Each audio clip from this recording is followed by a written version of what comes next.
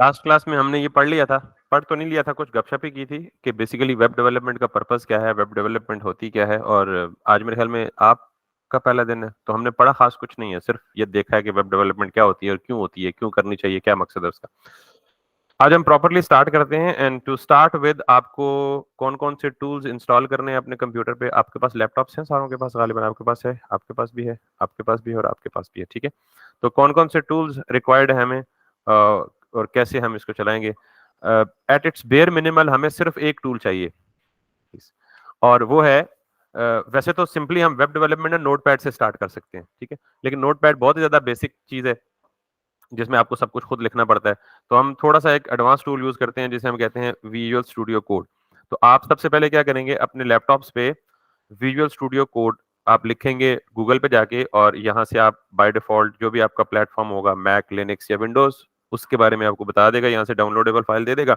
आप इसे क्लिक करके डाउनलोड कर लेंगे। डाउनलोड करने के बाद आपको ये एक्जी फाइल होती है जिसपे आप डबल क्लिक करके नेक्स्ट नेक्स्ट नेक्स्ट करके, जैसे आप कोई भी सॉफ्टवेयर इंस्टॉल करते हैं कंप्यूटर में, आप ये इंस्टॉल कर लेंगे। This is the very first step to start it with. अब उसके बाद क्या होगा, जब भी आप इंस्टॉलेशन विजिट रन करेंगे ना, तो उसके आखिरी स्टेप में वो, जैसे अक्सर वेबसाइट चॉइसेस या प्रेफरेंस पूछते होते हैं सॉफ्टवेयर इंस्टॉलेशन के दौरान, 4 या 5 चेक बॉक्सेस होंगे या 2-3, उन सारों को आपने चेक कर देना है। जब आप चेक करेंगे और फिर ब्राउजर पे आके किसी भी जगह राइट क्लिक करेंगे, तो आपको कॉन्टेक्स्ट मेन्यू में ये ऑप्शन दिखेगा, ओपन विद कोड। ठीक, आप इसको क्लिक करके ओपन कर सकते हैं विजुअल स्टूडियो कोड को, या आप सिंपली, अगर ये ना भी नजर आए, तो आप सिंपली स्टार्ट मेन्यू में जाके विजुअल स्टूडियो कोड ओपन करें। ये विजुअल स्टूडियो कोड आ गया, और इसकी यहाँ पे क्लिक करेंगे तो नई विंडो ओपन हो जाएगी, ठीक है। जब आप इस पे क्लिक करेंगे, तो this is what this tool looks like when you will open it for the very first time. तो इसमें ये है क्या, हमने इसको इसके साथ कैसे काम करना है, ये तो मैं अभी थोड़ी देर में बताता हूँ। But this is how actually we install it and we open it. अब हमें करना क्या है, मैं इसको बंद कर देता हूँ और वापस जाता हूँ अपने कंप्यूटर की कोई भी लोकेशन जहां आप बनाना चाहते हैं प्रोजेक्ट। नॉर्मली हम क्या करते हैं, जो कुछ भी करते हैं वो एक नए फोल्डर में बनाते हैं, ताकि हम सारा कुछ एक ही फोल्डर में ऑर्गेनाइज कर सकें। वैसे जरूरी नहीं है आप एक ही फोल्डर में कर सकें, करना करें, लेकिन करना चाहिए, प्रेफरेंस यही है। तो मैं डी ड्राइव में आया, simple basic computer operations I think सबको आते हैं माशाल्लाह, आजकल कंप्यूटर का दौर है। तो मैंने यहाँ पे मेरे अपने नाम का फोल्डर बनाया जिसमें मैं सारी क्लासेस को ऑर्गेनाइज करता हूँ, और मैं यहाँ पे एक नया फोल्डर बनाता हूँ राइट क्लिक करके, और इस नए फोल्डर को मैं नाम दे देता हूँ जी के वेब, जो कि आपकी क्लास ऑब्वियसली वेब है, और हमारी टाइमिंग है फॉर एग्जांपल 3 to 4। तो मैं इस फोल्डर का नाम देता हूँ वेब 3 to 4, ठीक है। So just let me make it a bit better, ताकि हम डेली इसी फोल्डर में काम करें। सो इस फोल्डर को मैंने डबल क्लिक करके ओपन किया, और मैं अगर इस फोल्डर के अंदर आके दोबारा राइट क्लिक करूंगा, तो मुझे वो चीज नजर आएगी, ओपन विद कोड। आप यूं भी ओपन कर सकते हैं, यानी इस करंट फोल्डर को जो आपने अभी बनाया है, इसी फोल्डर को वीएस कोड में ओपन करेंगे, तो अगर आप यहाँ पे देखें, ये बाय डिफॉल्ट कोलैप्स्ड होता है, तो आप इसे एक्सपेंड कर सकते हैं, इसको एक्सप्लोरर बोलते हैं। और यहाँ पे देखें तो ये वही फोल्डर है जिसके अंदर मैंने वीएस कोड को ओपन किया, यानी वेब 3 to 4। तो एक तरीका तो ये है इसको ओपन करने का। हम इस विजुअल स्टूडियो कोड के टूल को यूज करेंगे अपनी कोडिंग करने के लिए फ्रंट एंड की, ठीक है। दूसरा तरीका ये है कि आप इसको बंद कर दें, इसको भी बंद कर दें, और आप यहाँ पे जाके, जैसे मैंने बताया कि विजुअल स्टूडियो कोड ओपन करें, और यहाँ से क्या करें, न्यू विंडो ओपन करें। अब ये ब्लैंक विंडो है, देख रहे हैं, इसमें कोई फोल्डर ओपन नहीं किया हुआ, कह रहा है नो फोल्डर ओपन। तो पूछ रहा है ओपन अ फोल्डर, यानी जिस फोल्डर में आप काम करना चाहते हैं वो फोल्डर ओपन करें। एक तरीका वो था कि पहले फोल्डर क्रिएट करें, उसमें राइट क्लिक करके उस तरह ओपन कर लें। दूसरा तरीका यह कि फोल्डर क्रिएट किए बगैर पहले ये काम करें, और फिर इसको बताएं ओपन फोल्डर। मैं इस पर क्लिक करूंगा, तो यहां से आप अपनी लोकेशन दे दें कि आपने वो फोल्डर कहां बनाया हुआ है। तो मैंने वो डी ड्राइव में बनाया, मैं डी ड्राइव में जाऊंगा, यासर के फोल्डर के अंदर जाऊंगा, और वेब 3 to 4 में जाऊंगा, और कहूंगा सेलेक्ट फोल्डर। तो अब मेरा वो फोल्डर दोबारा ओपन हो गया। तो विजुअल स्टूडियो कोड इंस्टॉल करने के बाद अपना एक फोल्डर बनाया, और उस फोल्डर को वीएस कोड, यानी विजुअल स्टूडियो कोड को शॉर्ट फॉर्म में वीएस कोड बोलते हैं, इसे ओपन कर लिया। समझ आ गई बात। आपको इन 3-4 चीजों में जाने की जरूरत नहीं है कि सर्च क्या है, सोर्स कंट्रोल क्या है, रन एंड डिबग क्या है, आपको सिर्फ इस एक पहले वाले ऑप्शन से, इसको हम क्या कहते हैं, एक्सप्लोरर। क्या कहते हैं, या सिर्फ एक्सप्लोरर कहते हैं या प्रोजेक्ट एक्सप्लोरर कहते हैं। तो आप इसको कोलैप्स या एक्सपैंड करेंगे जो कुछ भी आपने देखना हुआ। अभी तक हमारा ये फोल्डर बिल्कुल खाली है, इसलिए यहाँ कुछ नजर नहीं आ रहा। वेब डेवलपमेंट में आपने सबसे पहले क्या करना है, ये आप टॉप पे अगर इस प्रोजेक्ट नेम के बिल्कुल सामने देखें तो ये आइकन है, इस पे क्लिक करेंगे तो न्यू फाइल बनेगी। ये आइकन है, इस पे क्लिक करेंगे तो न्यू फोल्डर बनेगा। ये आइकन रिफ्रेश का है, अगर आप इस पे करेंगे तो ये इस पर्टिकुलर विंडो में जितने फोल्डर्स होंगे उनको रिफ्रेश करेगा। अभी इसमें है ही कुछ नहीं तो किसको रिफ्रेश करना है, ठीक है। और ये जो माइनस का सिंबल है, इस पे आप क्लिक करेंगे तो जितने भी फोल्डर आपके यहाँ करंटली होंगे उनको एक्सपैंड या कोलैप्स करेगा। अभी फोल्डर ही कोई नहीं है तो कोलैप्स और एक्सपैंड करने का आपको पता ही नहीं चलेगा। लिहाजा सबसे पहले वेब डेवलपमेंट के लिए बिस्मिल्लाह करने के लिए आप यहाँ पे जाएंगे, न्यू फाइल, इस पे क्लिक करेंगे तो ये आपको कहेगा जो आप नई फाइल बनाना चाहते हैं उसको क्या नेम देना चाहते हैं। इट्स रिकमेंडेड कि आप पहली फाइल को हमेशा क्या नाम दें, इंडेक्स। ठीक। अच्छा, नॉर्मली जब हम वेबसाइट्स बनाते हैं ना तो बाय डिफॉल्ट एक फाइल ऐसी होती है जो, वैसे हर फाइल के लिए, हर फाइल को ओपन करने के लिए कोई ना कोई सॉफ्टवेयर होता है आपके पास। जैसे आप अगर किसी MP4 वीडियो को चलाना चाहते हैं तो आपको पता है MP4 प्लेयर होना चाहिए आपके सिस्टम में, या VLC प्लेयर होना चाहिए, कोई ना कोई प्लेयर, कोई सॉफ्टवेयर ही होता है। आप अगर पिक्चर देखना चाहेंगे कंप्यूटर में तो वो पिक्चर व्यूवर होता है, विंडोज में बाय डिफॉल्ट यूटिलिटी आती है, लेकिन होती है। तो हर चीज ओपन करने के लिए आपको कोई ना कोई सॉफ्टवेयर चाहिए होता है। तो ये जो हम फाइल बना रहे हैं ना, क्योंकि हम वेब डेवलपमेंट सीख रहे हैं तो हम चाहते हैं कि ये फाइल बाय डिफॉल्ट किस सॉफ्टवेयर में ओपन हो, ब्राउजर में, ठीक है, या क्रोम में या एज में या एक्सप्लोरर में या फायरफॉक्स में या ओपेरा मिनी में या सफारी में। तो ये तभी बाय डिफॉल्ट ब्राउजर में ओपन होगी जब हम इस फाइल को नाम देके इसकी एक्सटेंशन क्या देंगे, .html। HTML इसलिए जरूरी है कि अगर आप HTML नहीं देंगे तो ये फाइल आपकी ब्राउजर में बतौर वेब पेज ट्रीट नहीं होगी, ठीक है। शायद आप जबरदस्ती PDF भी ब्राउजर में खोल सकते हैं, लेकिन that is not a web page, that is ultimately a PDF। तो बतौर वेब पेज ये ट्रीट नहीं होगी। वेब पेज वही फाइल ट्रीट होगी जिस फाइल का नाम आप कुछ भी दे सकते हैं, बट रिकमेंडेड है कि पहली फाइल का नाम क्या दें, इंडेक्स दें। लेकिन एक्सटेंशन के लिए कोई चॉइस नहीं है, that should always be either HTML और HTM only. HTML is better, that's why better to give it like that. ठीक। जो ही मैंने एंटर किया नाम लिख के, तो वो फाइल जो यहाँ बनी है, क्रिएट हुई है, वो फाइल यहाँ ओपन भी हो गई है। You can close it, you can click on it to reopen it, you can close it and you can reopen it, that's simple. अब हम इसको कोलैप्स कर दें ताकि हमारी स्क्रीन पे कैपेसिटी बने, वापस आए तो इसको आप ये भी कर सकते हैं ओपन एंड क्लोज जब आपको चाहिए। तो अभी मुझे सिर्फ ये चीज, ये वाली स्क्रीन चाहिए जिसमें मैंने काम करना है। तो ये वो जगह है जहां पे हमने HTML का कोड लिखना है। अब मुझे बताएं, we have got some new additions in the class today, they were not here yesterday. So आप तीन, गालिबन चार लोग, आपका आपकी क्या क्वालिफिकेशन है? CS, BScs। अच्छा, कहाँ से? जैबिस्ट, ये इस्लामाबाद। ग्रेट। कंप्लीट हो गया? गुड। और आपने B.Com किए, कहाँ से? ओके ग्रेट, मेरे कॉलेज फेलो में आप हैं। और कब किया आपने? अच्छा, पिछले साल है। चलिए, मैं तो बहुत पुराना हुआ था। आप एरिड से? आप भी मेरे यूनिवर्सिटी फेलो हैं। डिग्री कॉलेज में मैंने पढ़ा and then I went to the Arid. तो आपने कब किए? पिछले साल। अब भी बहुत नए हैं, मतलब मैं बहुत पुराना हूँ, यानी 2012 में मैंने मास्टर्स किया था एरिड से, और 2008 में मैंने BSc, 10 में BSc किया था डिग्री कॉलेज सेटल। चलें, वेलकम हियर। पूछने का मकसद ये था कि नॉर्मली कल हमने थोड़ा बहुत इंट्रोडक्शन लिया था। कुछ लोग हैं जिनको ऑलरेडी थोड़ा बहुत नॉलेज है, और कुछ लोग जो कम हैं जिनको बिल्कुल नॉलेज नहीं है। तो मैं बहुत ज्यादा डीप भी नहीं जाऊंगा, यानी बहुत बेसिक्स में भी नहीं जाऊंगा और बहुत ज्यादा ऊपर भी नहीं जाऊंगा। मैं एक फेयरली, एक मॉडरेट लेवल से स्टार्ट करूंगा। लेकिन आप में से किसी का कोई क्वेश्चन या कोई क्यूरी हो तो आप, you can stop me any time, और क्लास के बाद या क्लास से पहले किसी भी किस्म का एडवांस या बेसिक क्वेश्चन कर सकते हैं। ड्यूरिंग द क्लास भी कर सकते हैं, लेकिन वो जाहिर है जो बिगिनर्स होंगे फिर उनके लिए वो मसला ना हो समझना, वो बेचारे मुंह उठा के देखना शुरू कर दें। But you have the right actually to ask any question. तो आई होप कि जिन्होंने BS किया हुआ है ना, तो उनको तो ये बहुत माइन्यूट डिटेल्स तो पता होंगी। लेकिन एक लेक्चर मेरे साथ प्लीज गुजारा कीजिएगा आज का या कल का, ताकि वो लोग जिनको बिल्कुल नहीं पता वो आपके लेवल पे आ जाए, ठीक है। फिर इंशाल्लाह हम जाएंगे और सारे एडवांस करेंगे। एनीवेज, किसी भी लैंग्वेज को सीखने के लिए दो चीजें बड़ी जरूरी होती हैं। आप चाहे वो अंग्रेजी सीखें, पश्तो सीखें, फारसी सीखें, उर्दू सीखें, हिंदी को सीखें, दो चीजें बड़ी जरूरी हैं। एक उसकी ग्रामर और एक उसकी वोकैबुलरी। पहली चीज वोकैबुलरी होती है, आपको उस लैंग्वेज की वर्ड्स या अल्फाज पता चलेंगे तो आप उस लैंग्वेज को बोलना सीखेंगे या लिखना सीखेंगे। दूसरा, सिर्फ वोकैबुलरी आ जाना और उसको प्रॉपर रूल्स एंड रेगुलेशंस के तहत ऑर्गेनाइज ना करना।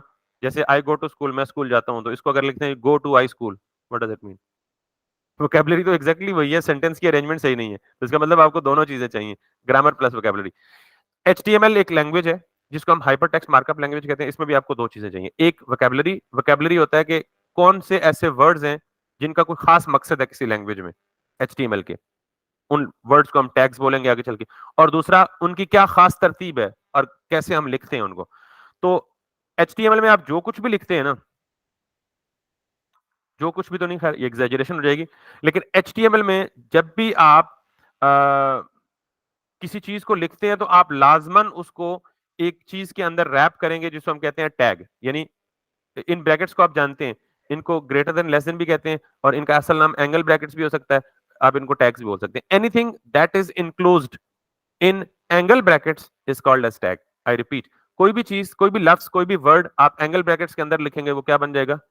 टैग बन जाएगा। मिसाल के तौर पर मैं यहां लिख दूं अपना नेम, तो आप हंसेंगे, ये भी टैग होता है।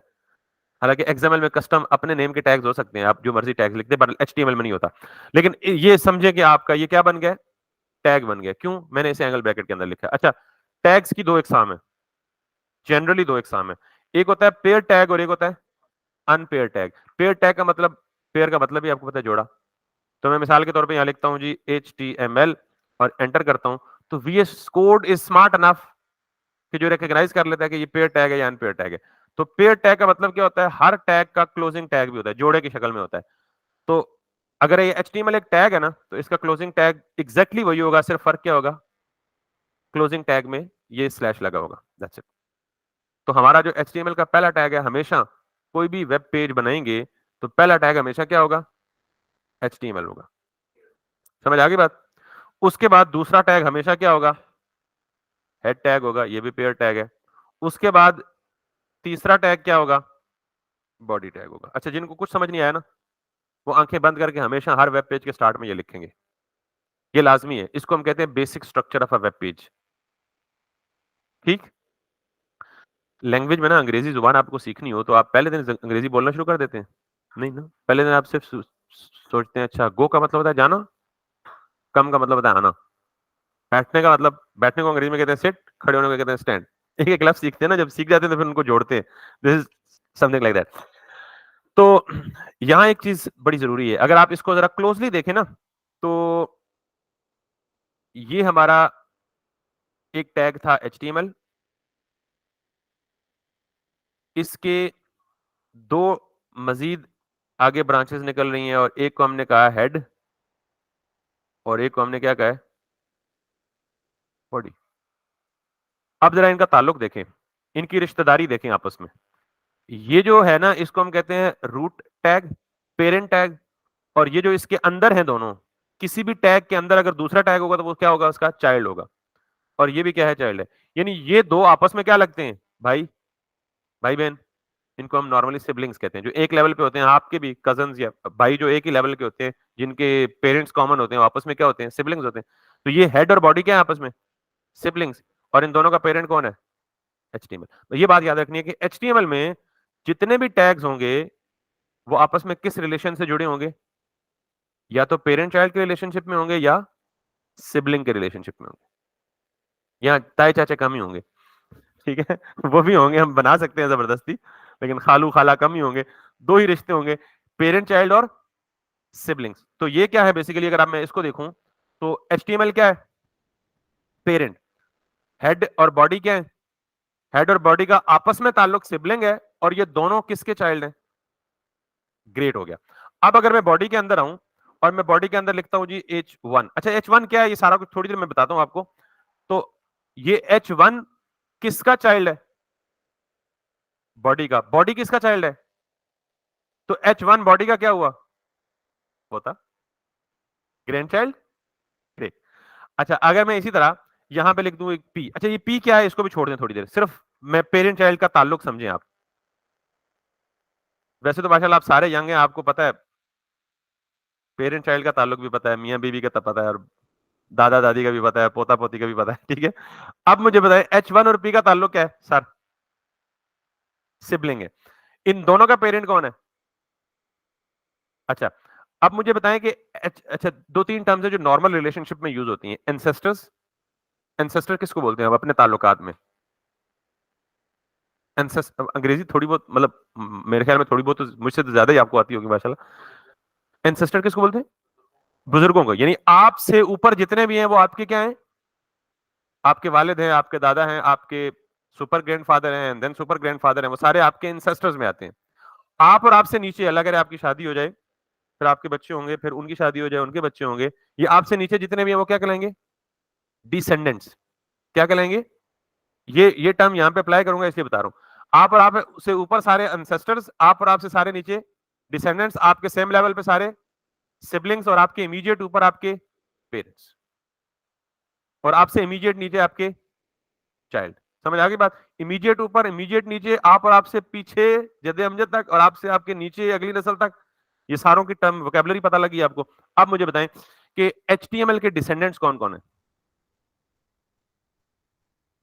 नहीं सारे नहीं, नाम लेके बताए ना, सारे तो मुझे ऑब्वियसली।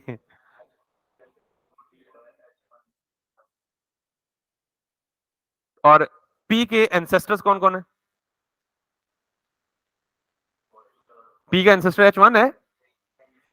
H1 तो सिबलिंग है ना, H1 एंसेस्टर में आता है। पी का एंसेस्टर कौन है? बॉडी और एचटीएमएल, सिर्फ हेड भी नहीं है, क्योंकि हेड बेसिकली पी का ताया लगता है, चाचा लगता है। तो मैंने कहा ताए चाचे को आप नहीं छेड़ेंगे वरना तो बात बहुत दिल्ली तक चली जाएगी। आप सिर्फ ये जो चार पांच रिलेशन बताए वो, इसका मतलब ये हुआ।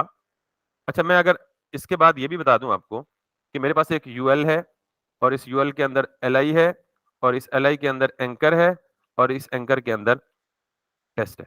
आप it is none of your business कि यूएल क्या है, एलआई क्या है, एंकर क्या है। I obviously explain it, but सिर्फ पेरेंट चाइल्ड का रिलेशनशिप मुझे बताएं। अब मुझे बताएं जी ए के एंसेस्टर्स, एंकर ये जो ए है ना, ये ए टैग, इसके एंसेस्टर्स बताएं।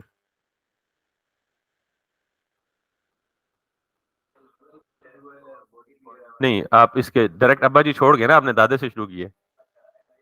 एलआई, फिर यूएल, फिर बॉडी, फिर एचटीएमएल।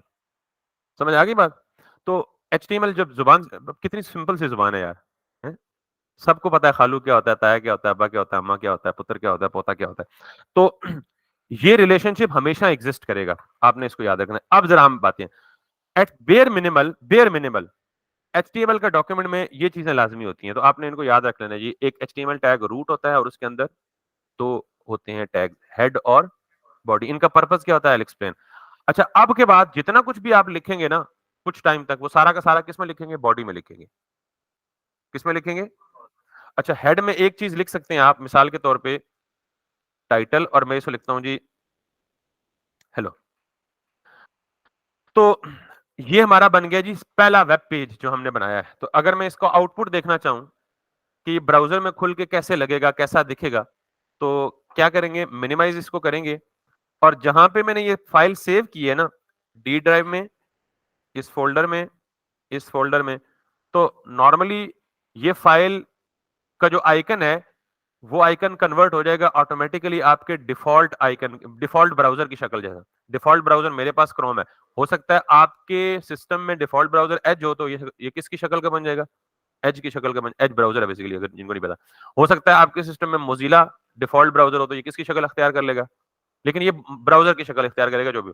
अब मैं अगर इसे डबल क्लिक करता हूं, I will be having nothing except hello at the title. तो ये हेलो कहां से आया? Whatever I have written on this. ठीक। तो अब के बाद हम जो कुछ भी लिखेंगे ज्यादातर वो किसके अंदर लिखेंगे? बॉडी के अंदर लिखेंगे। और ये जो बॉडी है, ये बॉडी किसको रिप्रेजेंट करती है? ये जितना भी व्हाइट एरिया है आपका, ठीक। और इस व्हाइट एरिया को हम कहते हैं ब्राउजर का व्यू पोर्ट। नाम याद रखिएगा, मैं इन नामों को बहुत ज्यादा इस्तेमाल करता होता हूं, और सिर्फ मैं नहीं करता होता, जब आपसे कोई इंटरव्यू वगैरह करेगा ना, कल आप कहीं जॉब वगैरह करेंगे, तो वो भी लोग इन्हीं नामों से इन चीजों को पुकारेंगे। तो आप साथ साथ ये नाम नोट करते जाएंगे या जहन में रखते जाएंगे, तो ये जितना भी एरिया है जहां हमारे वेब पेज के डिजाइन ने अपीयर होना है, इसको हम क्या बोलते हैं? Viewport of the browser. और ये व्यू पोर्ट किसको रिफ्लेक्ट करता है? Whatever you are going to write inside the body. Head के अंदर जो लिखेंगे वो आपको पता है वो उस बॉडी से बाहर आता है। अच्छा, अब यहां पे हम क्या लिखते हैं? मैंने कहा था जी कि ये language it consist of tags. ये लैंग्वेज किस पे मुश्तमिल है? टैग्स पर मुश्तमिल है। हर काम करने के लिए आपको एक टैग चाहिए होगा। और टैग क्या है? बेसिकली यूं समझे कि जैसे अंग्रेजी की वोकैबुलरी में आपको वर्ड सीखने हैं, वैसे एचटीएमएल की वोकैबुलरी टैग्स की फॉर्म में है। तो हर टैग का एक खास मकसद है। और ये ऐसा नहीं है कि टैग्स बहुत सारे हैं, तो 3-4 दर्जन है, कुछ भी नहीं। टोटल 10 से 15 टैग्स होंगे मैक्सिमम जो आपने यूज करना। कितने? वेरी रिस्पॉन्सिबल ये स्टेटमेंट दे रहा हूँ।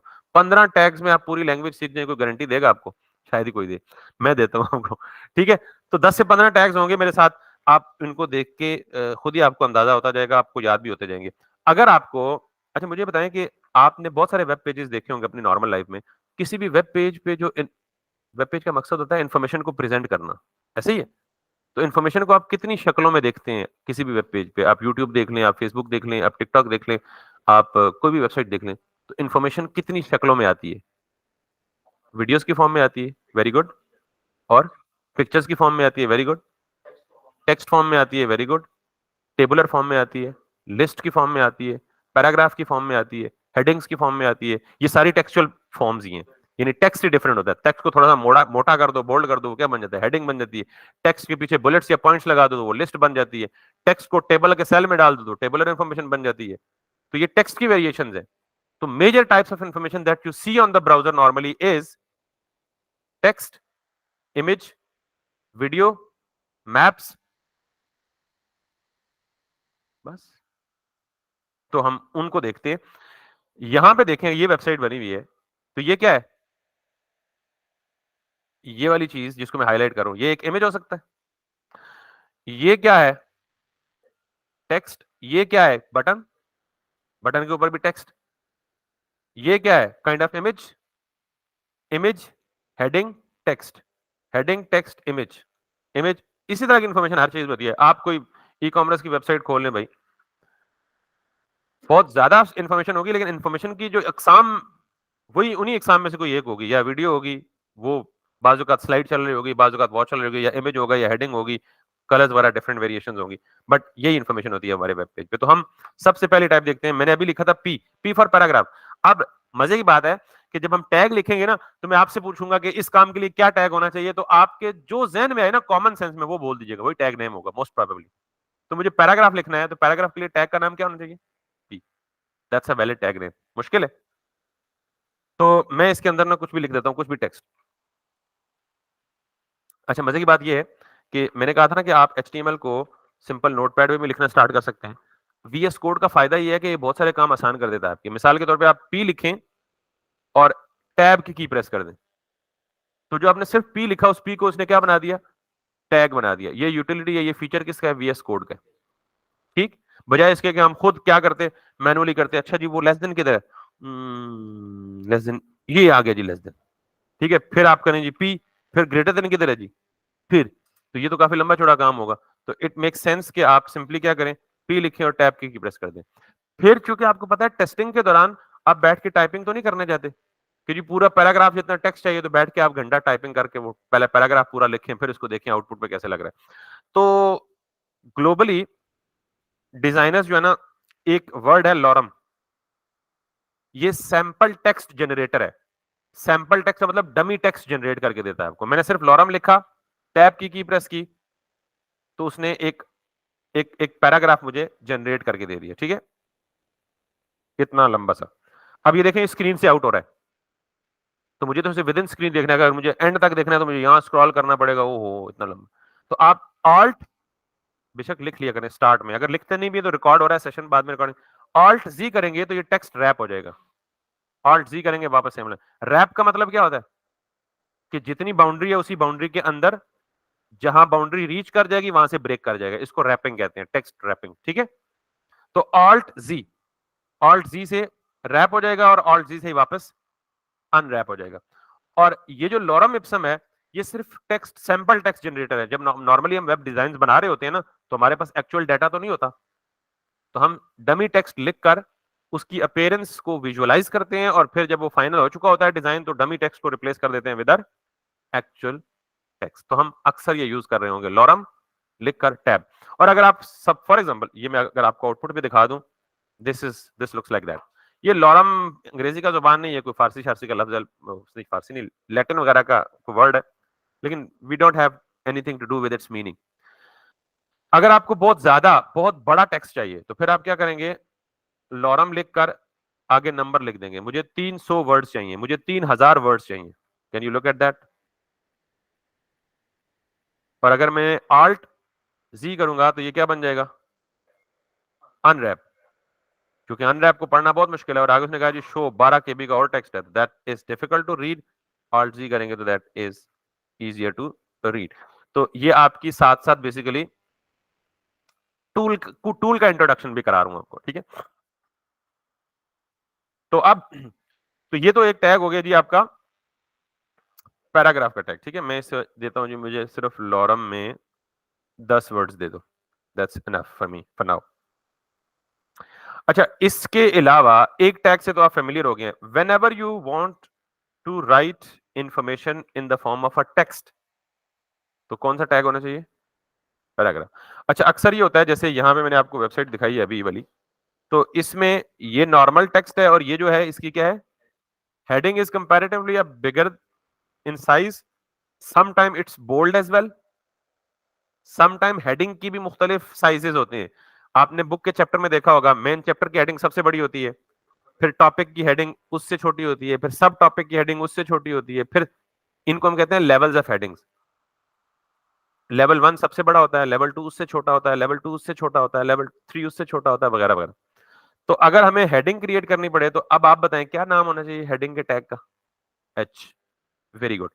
अच्छा, एच ठीक है, हो सकता है, लेकिन ये 1 का साथ क्यों आया फिर?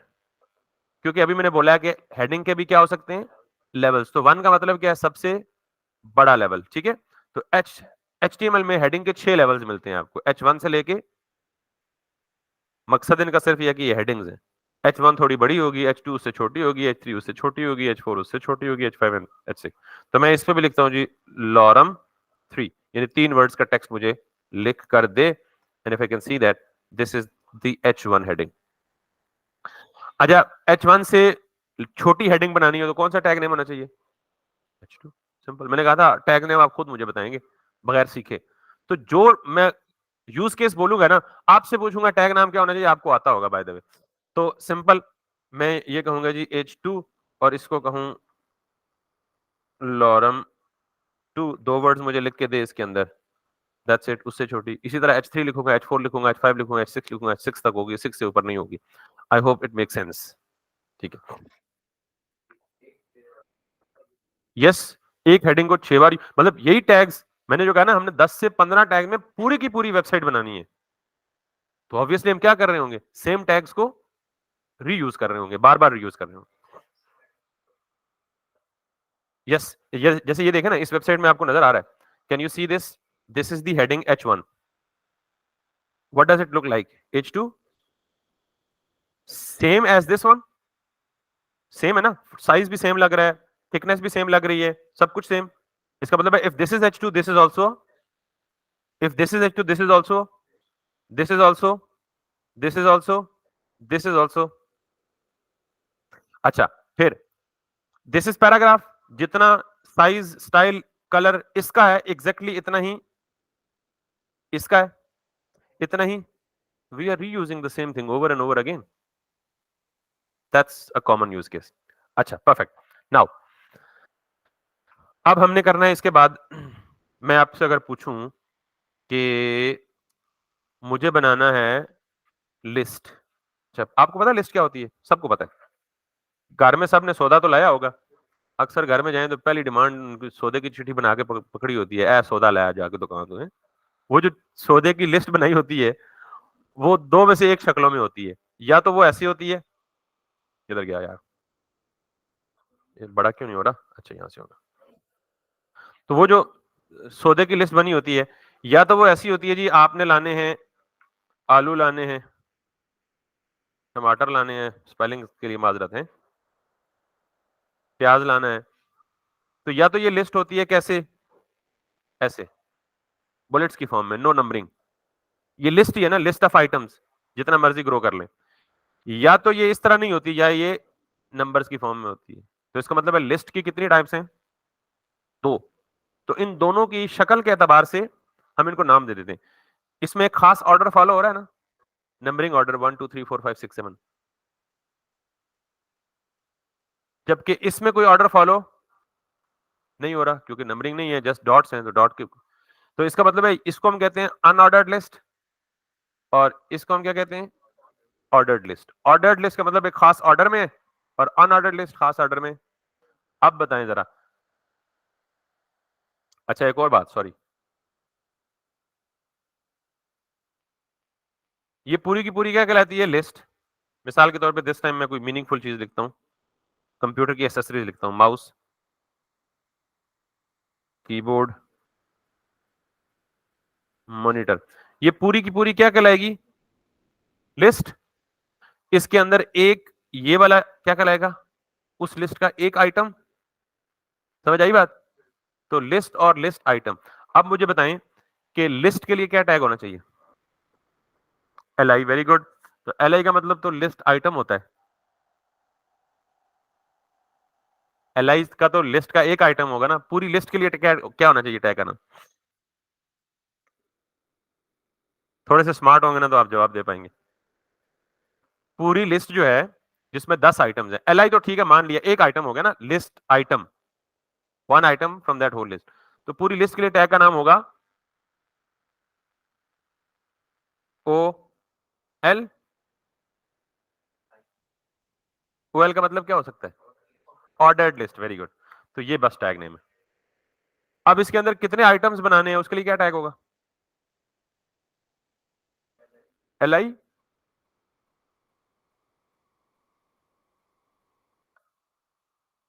ठीक, इसमें मैं अब लिखता हूं माउस, कॉपी पेस्ट किया, कीबोर्ड, कॉपी। अब आप देख रहे हैं एक अनऑर्डर्ड लिस्ट मेन है, और उसके अंदर बाकी सारे के सारे क्या है, लिस्ट आइटम। तो अब एक दफा आपने देख लिया, दोबारा तो कभी नहीं भूलेगा। वैसे ही आपको पता है कि लिस्ट की दो टाइप्स होती हैं, ऑर्डर्ड लिस्ट और अनऑर्डर्ड लिस्ट। और एक लिस्ट के अंदर फर्दर क्या होता है, लिस्ट के आइटम्स होते हैं। और लिस्ट के आइटम कितने हो सके हैं, जितने आपको चाहिए। 3 चाहिए 3 लिख दें, 6 चाहिए 6 लिख दें। और अब अगर इसको आप आउटपुट पे जाके देखें, यहां पे आई कैन हैव दैट, मैंने क्या लिखा था, ओ एल स्टैंड्स फॉर, और इस लिस्ट में कितने आइटम्स हैं, 3, तो कितने एल आईज उसके अंदर लिखे, 3। That's simple. अब अगर मैं सिर्फ इस ओ एल को चेंज करके यू एल लिख दूं तो क्या बन जाएगा, unordered list. Simple is that, अंदर आइटम्स तो वही रहेंगे। तो अगर मैं यहां पे जाके इसको यूं करूं, that will become unordered list.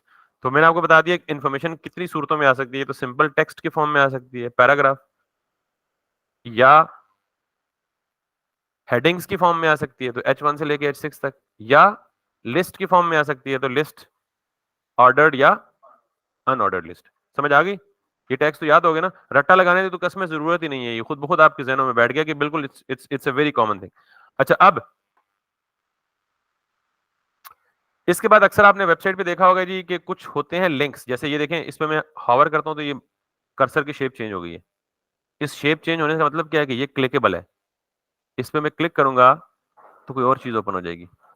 ठीक, अभी और चीज ओपन हो या ना हो वो तो बात की बात है, लेकिन ये देख रहे हैं, ये देख रहे हैं, ये टेक्स्ट क्लिकेबल नहीं है। देखें कर्सर की शेप्स, देखें शेप्स के नाम तो पता होंगे, होगा। ये कर्सर की शेप एरो है, इसको क्या बोलते हैं, पॉइंटर। इसको क्या बोलते हैं, आई बीम।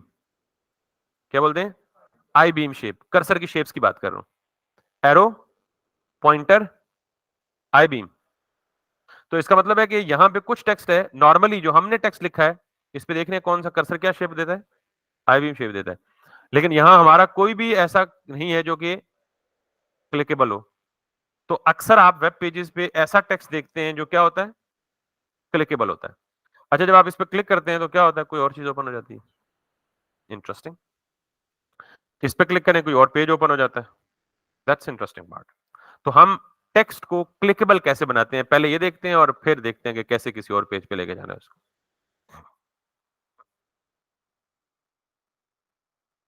अच्छा, उससे पहले एक और चीज देखते हैं, क्योंकि ये जो मैं टेक्स्ट को क्लिकेबल बनाऊंगा ना, उसके लिए टैग इस्तेमाल होगा, वो होगा अनपेयर्ड। तो अभी तक हम क्या पढ़ रहे हैं, सारे के सारे पेयर्ड टैग। तो मैं पहले कुछ पेयर्ड पढ़ा लूं, फिर अनपेयर्ड की तरफ जाऊंगा। अच्छा, एक और टैग है वैसे, ये भी ये अनपेयर्ड है। चलें पहले इसी को देख लेते हैं। मैंने लिखा एचआर। क्या लिखा? वैसे एचटीएमएल इतनी आसान है कि एक दफा आप सुनेंगे दोबारा कभी नहीं बोलेगा। एच फॉर हॉरिजेंटल, ये पूरा एचआर फॉर हॉरिजेंटल। तो अगर मैं एचआर टैग लिख के यहां दूं तो ये क्या बन गया? Horizontal line. नजर आ रही है नीचे? तो एचआर, जहां आपको हॉरिजेंटल लाइन लगानी हो वहां क्या टैग लगा दें? HR for horizontal, that's it. ये पहली दफा ऐसा टैग पढ़ा है हमने जो कि क्या है? पेयर्ड नहीं है, यानी अनपेयर्ड है। अनपेयर्ड का मतलब क्या हुआ? इसके साथ कोई क्लोजिंग टैग नहीं है, अकेला है, तने तनहा। आप में से कितने लोग शादीशुदा हैं? सिर्फ मैं? आप भी? ठीक है, हम दो पेयर्ड हैं, बाकी बेचारे इंतजार में हैं। ठीक है, सॉरी, मजाक नहीं बात कर, मतलब बाकी सारे क्या है अभी? अनपेयर्ड है। तो एचटीएमएल में बात करें तो सारे पेयर्ड है, सिर्फ एक क्या है? अनपेयर्ड है। तो अनपेयर्ड का मतलब ऐसा टैग जिसके साथ कोई क्लोजिंग टैग नहीं होता। अच्छा, क्लोजिंग टैग नहीं होता तो नॉर्मली अक्सर हम ये करते हैं कि हम उसी टैग के अंदर ही ये लिख देते हैं, यानी इसको हम कहते हैं सेल्फ क्लोजिंग टैग। क्या कहते हैं? यानी इसके लिए क्लोज करने के लिए अलग से टैग अवेलेबल नहीं है। अच्छा, याद रखें, बच्चे किसके होते हैं? जो शादीशुदा होता है।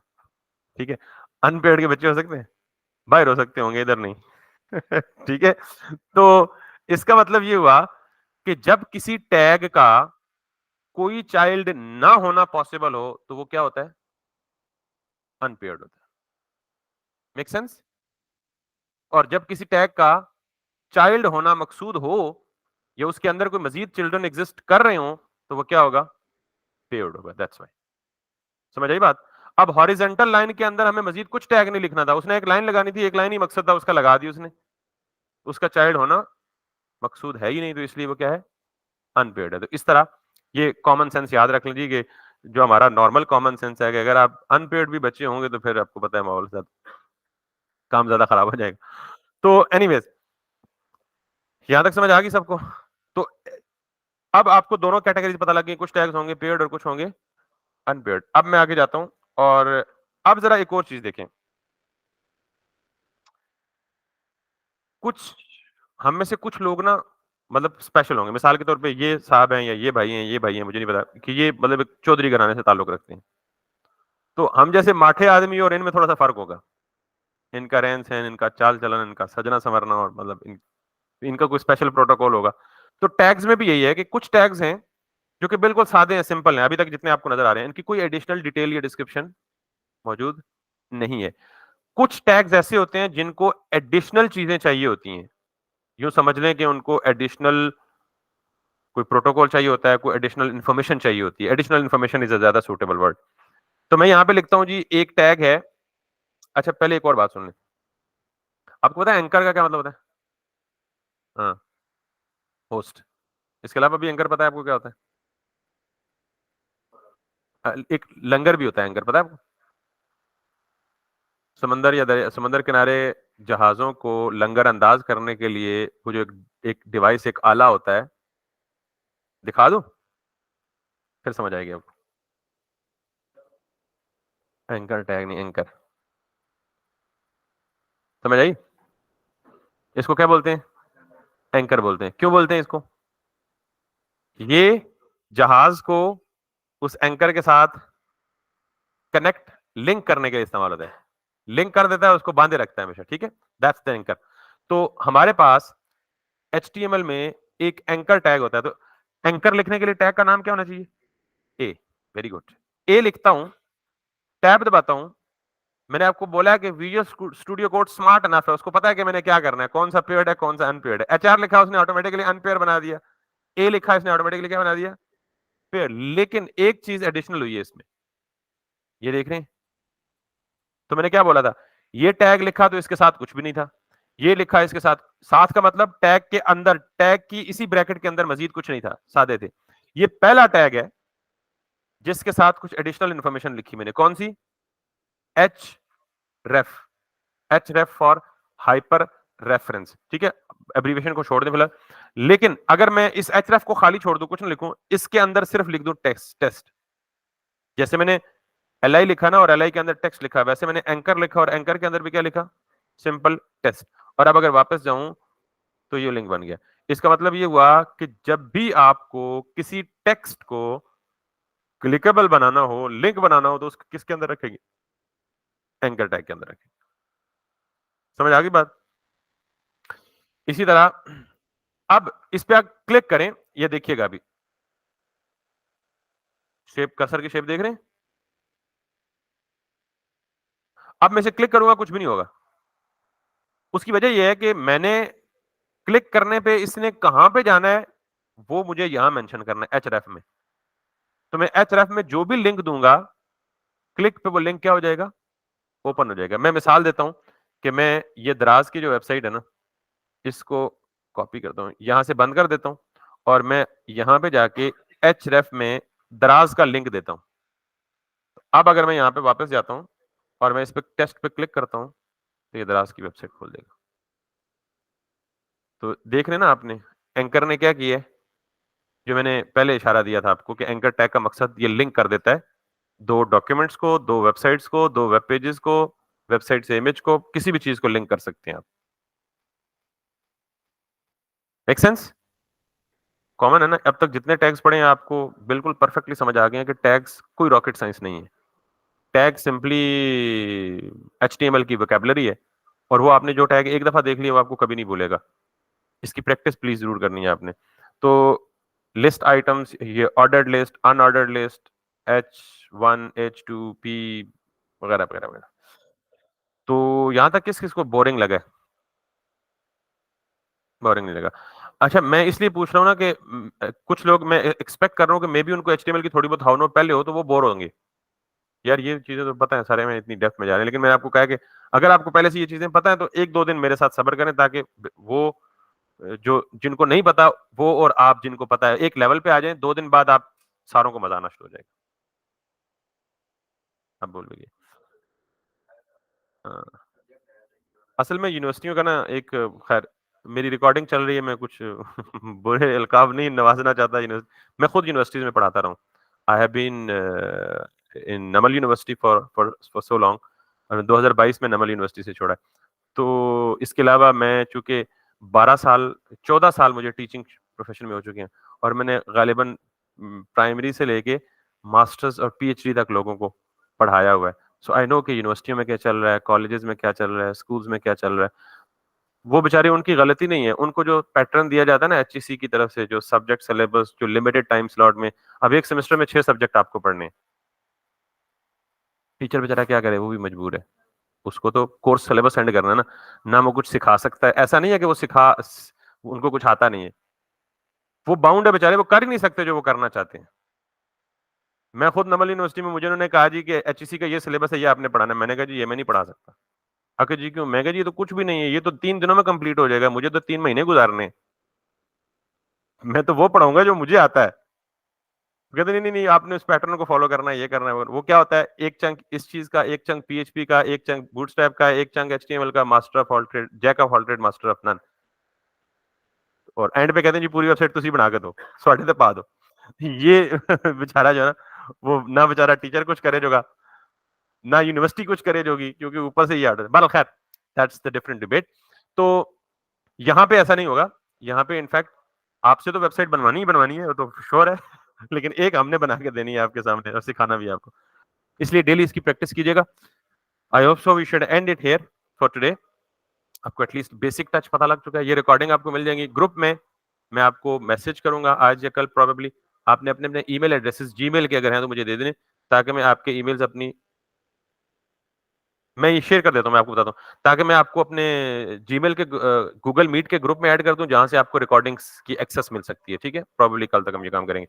बाकी आप पिक्चर बनाने का कह रहे हैं, तो अभी तो बना ले बेशक।